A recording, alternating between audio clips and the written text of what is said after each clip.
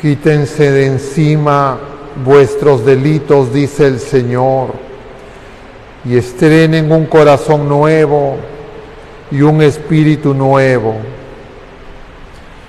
El Señor esté con ustedes. Lectura del Santo Evangelio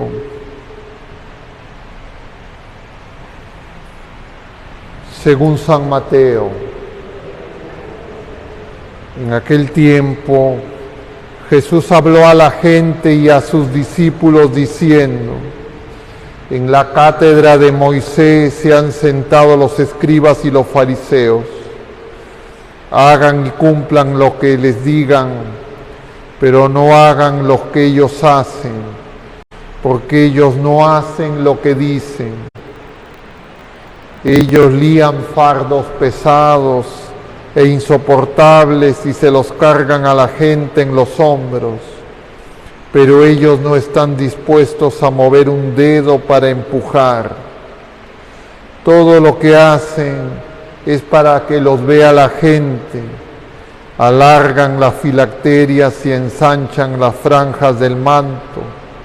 Les gustan los primeros puestos en los banquetes y los asientos de honor en las sinagogas, que les hagan reverencias por las calles y que la gente los llame maestros.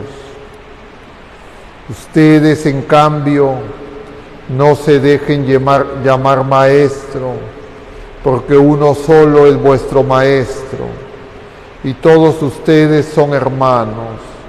Y no llamen Padre vuestro a nadie en la tierra, porque uno solo es vuestro Padre, el del cielo. No se dejen llamar consejeros, porque uno solo es vuestro consejero, Cristo. El primero entre ustedes será vuestro servidor. El que se enaltece será humillado, y el que se humilla será enaltecido. Palabra del Señor.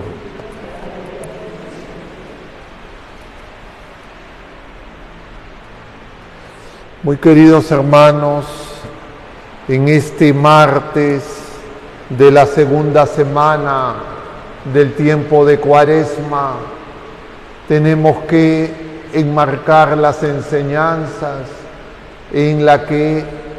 con la que hemos empezado esta segunda semana de Cuaresma. Y esa enseñanza quiere que nosotros comprendamos algunas verdades que nuestro corazón no quiere acoger.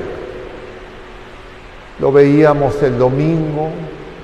Jesús ha hablado de la cruz. Los apóstoles rechazan la cruz. Pedro le dice: no te puede pasar esto. Jesús le dice: atrás, Satanás.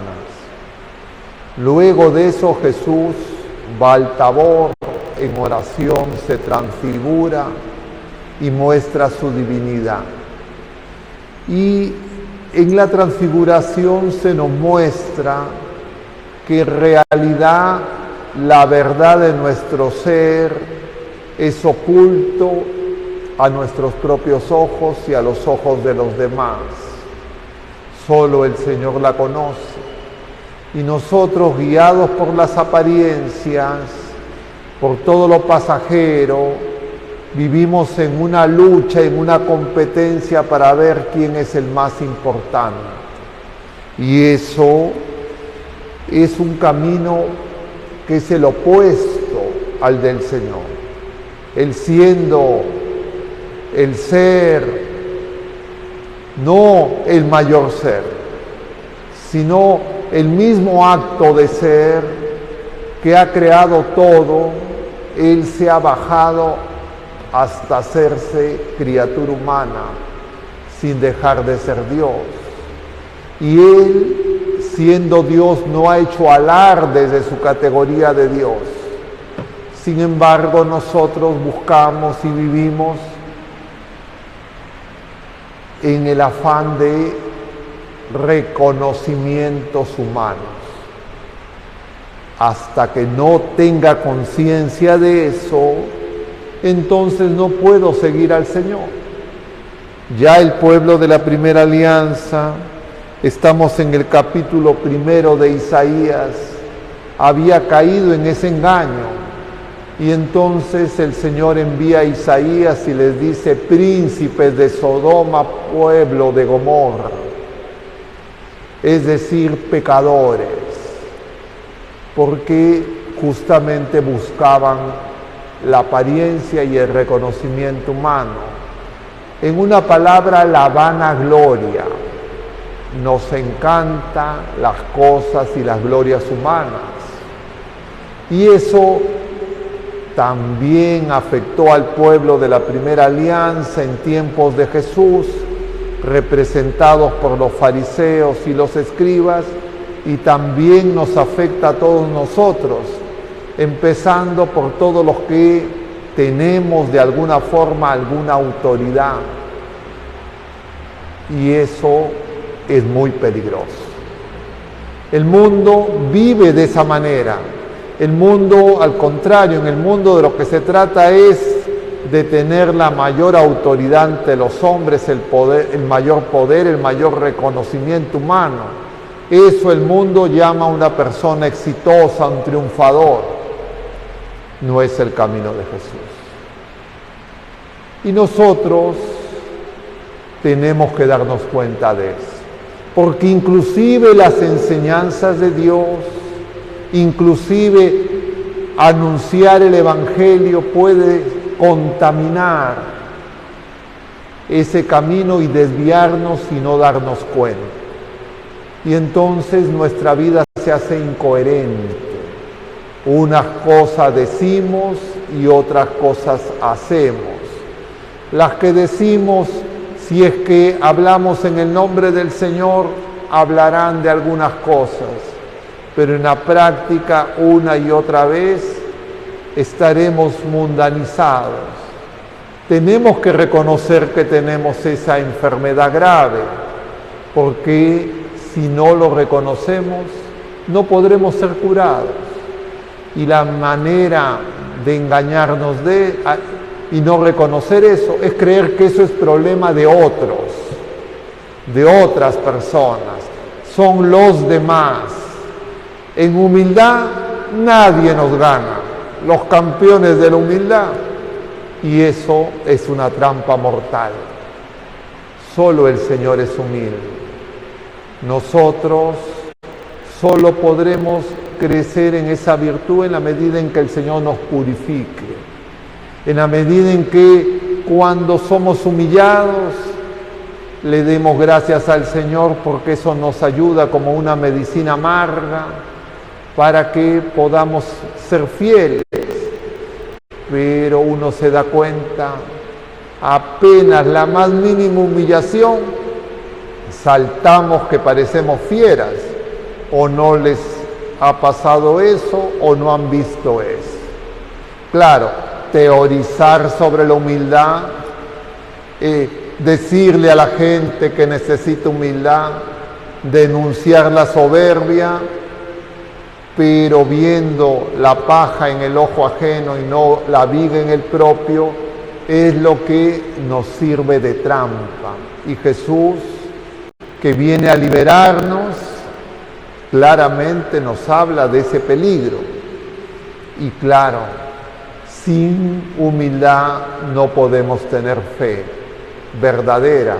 Nuestra fe se hará vana y la esperanza será esperanza solamente en las cosas de este mundo. La esperanza es la virtud teologal en la que deseamos alcanzar la meta de llegar a la casa del Padre. Pero, ¿qué es lo que más le atormenta a la gente? Llegar a la casa del Padre. ¿Qué es lo que quisiéramos que no nos pase o que sea lo más tarde posible? Partir de este mundo. Y entonces extraño amor. amamos y decimos que tenemos fe y que tenemos esperanza, pero pensar en la posibilidad de partir de este mundo nos aterra. Y eso es simplemente para que nos demos cuenta que nuestra fe necesita purificación, que nuestra esperanza no es firme y que nuestra caridad es pura apariencia. Por eso, queridos hermanos, ayer, y de paso lo comento para estar muy atentos, nosotros en el tiempo de Cuaresma todos los días cambian la oración colecta. ¿Qué es la oración colecta? La oración que hacemos inmediatamente después del acto penitencial. ¿Y qué es esa oración? Es la oración que Jesucristo hace con la iglesia. Él la pronuncia. Y ayer decíamos que la mortificación sea medicina para crecer como adoradores en espíritu y en verdad. Y adoradores en espíritu y en verdad significa justamente poder crecer en la virtud de la humildad, en estar en una lucha contra la soberbia. Esa medicina de la mortificación.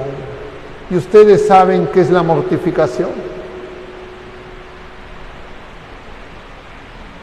¿Ustedes son personas mortificadas? A veces se utiliza eso, estoy mortificado, dice, estoy molesto, no es eso. Mortificar es morir. Todos los días tengo que morir. ¿A qué? A mi orgullo. ¿A qué? A mi vanagloria. ¿A qué? A mi soberbia. Para que pueda crecer en la humildad. Pero ¿qué pasa si empecé a sacar beneficio, ventaja, provecho de los beneficios que obtengo de los demás y de una posición que me resulta cómoda? No voy a querer dejarla. Y por eso es que necesito conversión. Nosotros somos barro. No somos mejores que los fariseos y los escribas. Somos el mismo barro, pero el Señor quiere que seamos mejores que los fariseos y los escribas. ¿Y cuál era el problema de los fariseos y los escribas? La soberbia.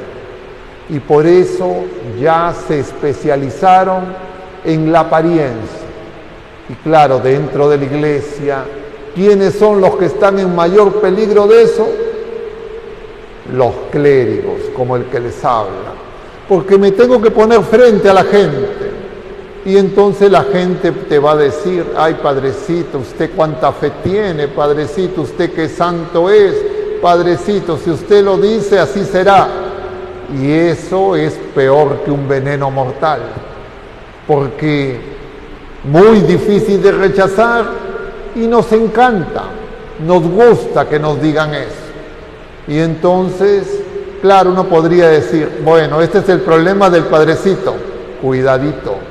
También es el problema de los laicos comprometidos, de los que dicen yo sigo al Señor, yo hago oración, yo estoy en camino de conversión.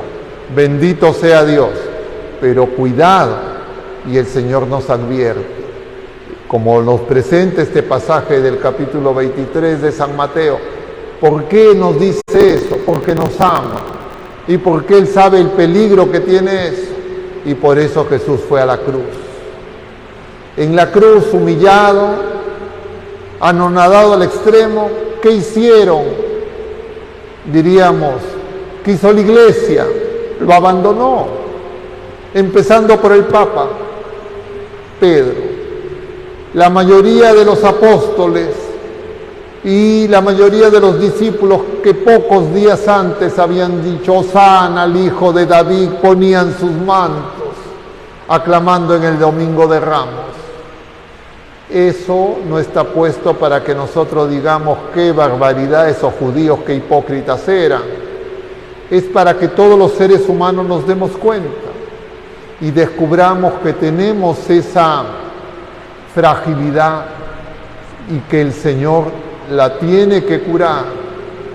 Y la única manera como Él la cura es Él es el humilde, Él es el manso y Él se une a nosotros para, diríamos, contagiarnos un poco de su humildad y mansedumbre, que nosotros, que somos pequeños, frágiles, sin embargo, no tenemos. Él, que es el todo, se ha hecho casi nada para que nosotros, que seamos nada, podamos ser en Él hijos de Dios. Que el Señor misericordioso nos ayude, que nuestra Madre Santísima nos acompañe con su oración, junto con San José, su castísimo esposo, para que siempre estemos vigilantes, en ningún momento bajemos la guardia, porque fácilmente caemos en la trampa. Que el Señor no lo permita, que así sea.